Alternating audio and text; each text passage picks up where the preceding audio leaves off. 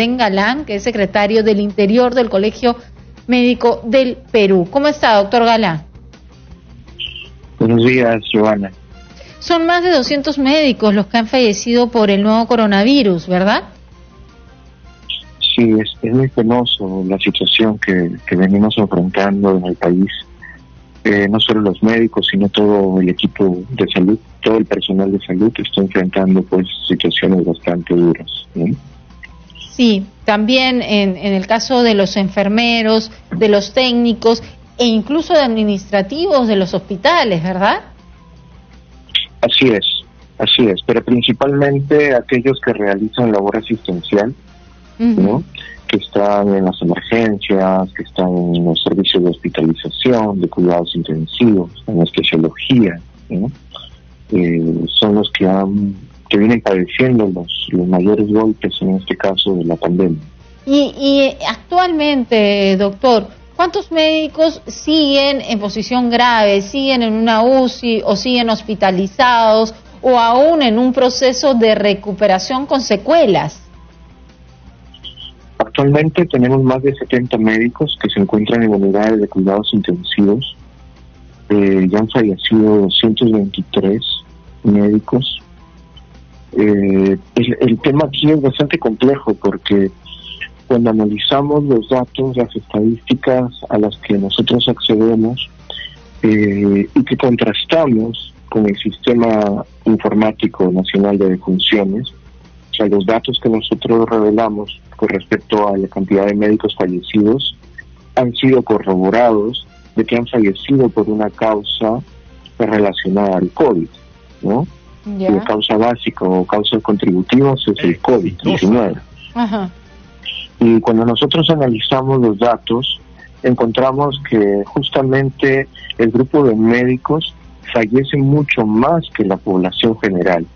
O sea, en ese sentido, hay indicadores, como por ejemplo la tasa de letalidad, que es un indicador, en este caso, de la gravedad de la enfermedad, ¿no? Que nos indica la proporción de personas que mueren por una enfermedad entre los afectados por la misma enfermedad en un periodo de tiempo determinado. En este caso, la tasa de letalidad de los médicos es mayor de 5%. Quiere decir que más de 5 médicos de cada 100 fallece por la enfermedad, en comparación a la población general. Y esto significa también que no es la misma información con respecto a la vulnerabilidad. Es decir, el porcentaje de las personas adultas mayores, por ejemplo, que han fallecido, no es el mismo porcentaje de los médicos, en este caso, que han fallecido que sean adultos mayores. Claro, por ejemplo, en el caso de los médicos, más del 60%, digamos un 63% ha sido mayores de 60 años. Son médicos que pese a su vulnerabilidad están en primera línea, están atendiendo pacientes, están en los servicios de hospitalización, emergencias. Claro, pero es más un 40%. 37% son menores de 60 años. Por eso, a eso me refiero, es un gran porcentaje que son menores, que supuestamente no tienen un grado de vulnerabilidad tan alto. Así es, de hecho es un 37% de médicos que han fallecido y que son menores de 60 años. ¿Y que han tenido alguna comorbilidad o no necesariamente, doctor? No necesariamente. Tampoco los mayores de 60 años. Sí, el tema aquí desde un inicio de la pandemia pues ha sido la falta de equipos de protección y en el caso especial de recursos humanos de salud o de los médicos en particular, son por las extensas jornadas laborales, ¿no?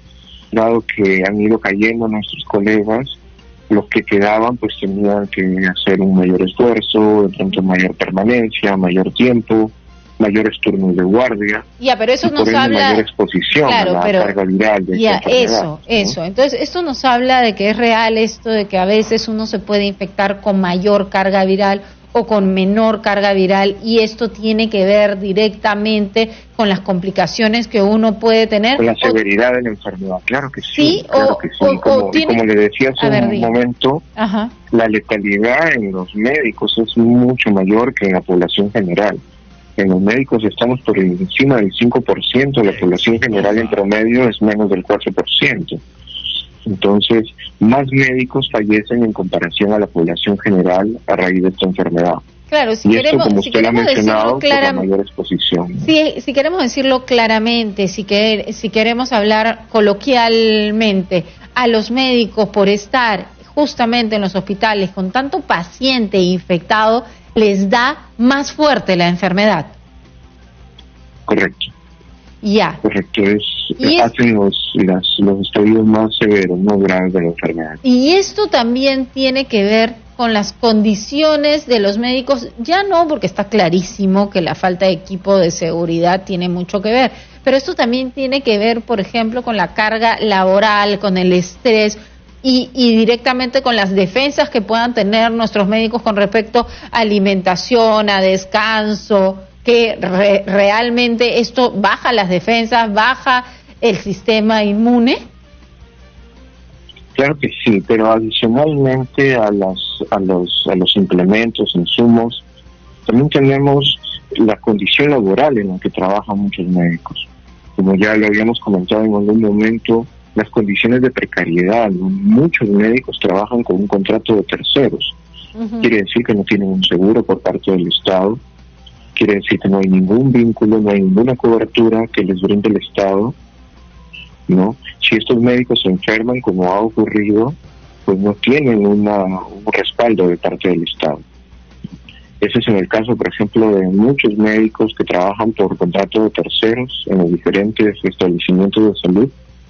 Adicional, tenemos otras condiciones, como en la salud, por ejemplo, donde hay médicos con contrato de tipo suplencia, que son bastante vulnerables. En cualquier momento les dicen hasta aquí no más y simplemente dejaron de trabajar. Entonces, nosotros como colegio médico pues venimos reclamando desde el inicio, ¿no?, de la pandemia, a través de su espacio, a través de muchos espacios, el tema de los equipos de protección personal, una adecuada distribución. Se ha mejorado un tanto esto, pero hay lugares donde están reutilizando las mascarillas, están reutilizando los equipos de protección personal. Hay temas de gestión que son importantes. Se ha descubierto pues casos de corrupción en la compra de EPTs y demás que lamentablemente también nos afectan, porque esos equipos de protección mal comprados, sobrevaluados, o que simplemente no se compró, no se adquirió a tiempo, finalmente le afecta al recurso humano de salud, al personal médico en particular, ¿no? Y en este momento, ¿ustedes sienten que se está brindando poca información con respecto a secuelas o reinfección que puede haber, por ejemplo, en una población tan que ha sufrido tanto daño como el tema de los doctores, ¿no? ¿Se está brindando información sobre las secuelas que pueden tener estos médicos que han regresado, por ejemplo, a laborar? Pues fíjese, se está reportando, digamos, manifestaciones clínicas posteriores a la etapa de la enfermedad. O sea, 2, 3 meses después de haber presentado el COVID, sea en diferentes tipos de estadio que hayan presentado, pues algunos continúan con la sintomatología.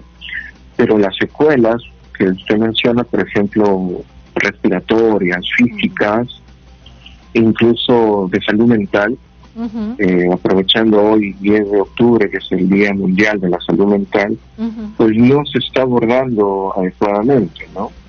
Nosotros desde el Colegio Médico hemos implementado una plataforma para teleconsultas de médicos, psiquiatras a médicos. En ese sentido ya vamos brindando más de 250 teleconsultas en diferentes aspectos. Por un lado, el aspecto de las secuelas de salud mental, ansiedad, depresión, trastornos de sueño, y por otro lado, las secuelas físicas que está dejando esta enfermedad. En ese sentido, nuestro centro de convenciones se ha convertido en un centro de rehabilitación para los médicos que, superando la enfermedad, que han estado postrados en unidades de cuidados intensivos, vienen siendo abordados, vienen siendo manejados en este centro para rehabilitarse, para reacondicionarse física y respiratoria. Doctor, ¿no? ¿cuáles son las secuelas más recurrentes? Tanto Pues físicas como mentales. Pues dificultades respiratorias, problemas de musculares, osteomusculares, dolor. Algunos incluso tienen que volver tienen que rehabilitarse para caminar sin dificultades, sin problemas. Y eso es por la falta de oxigenación. Eso es por la falta de oxigenación, el tiempo que han estado postrados, el músculo pues se atrofia, ¿no? Entonces todo eso hace que los colegas y en general, la población general, salga con secuelas. O sea, ¿Secuelas coronarias también? ¿Secuelas con el corazón, con circulación, con cerebro? Sí, diversas secuelas se vienen reportando en la literatura científica, desde problemas cardiovasculares, problemas respiratorios, problemas osteomusculares, físicos principalmente, ¿no? Y pues nosotros, en el contexto de los médicos, lo venimos haciendo y venimos también, ya se le ha planteado al Ministerio de Salud la necesidad de abordar estos aspectos también, por ejemplo, en el Instituto Nacional de Rehabilitación y en los diferentes hospitales, para que la población general también tenga acceso a esta rehabilitación. Claro. Porque aquellos que están saliendo de esta enfermedad, y en el mejor de los casos han logrado salir de esta enfermedad, están quedando con secuelas que no están siendo abordadas. Pero esa población no va a poder reinsertarse laboralmente adecuadamente, ¿no? Hay casos que se han visto, no sé si ustedes han visto entre los médicos, algunos casos de personas que han terminado la enfermedad, han regresado a trabajar, y no es que se hayan reinfectado, sino alguna secuela dejada por el COVID ha hecho que vuelvan a tener que ser hospitalizados por alguna enfermedad o alguna complicación post-COVID. Hasta ahora todavía no tenemos reportes de ello, ¿no?